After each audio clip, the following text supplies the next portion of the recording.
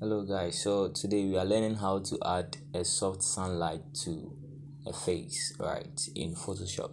So first of all, create a new layer and then select the polygonal lasso tool, and then you select the regions where you want the light to be. So I'll do something like this.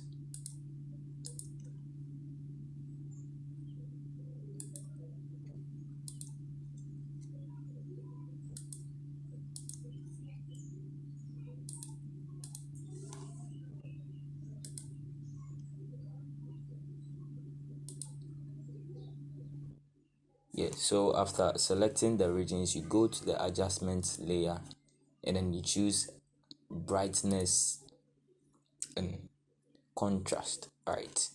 Then you increase the brightness, right, of the regions that you selected, and then after increasing the brightness, you hit this side of the brightness and contrast, and then you increase the feather a bit to make it more realistic, right? So something like this.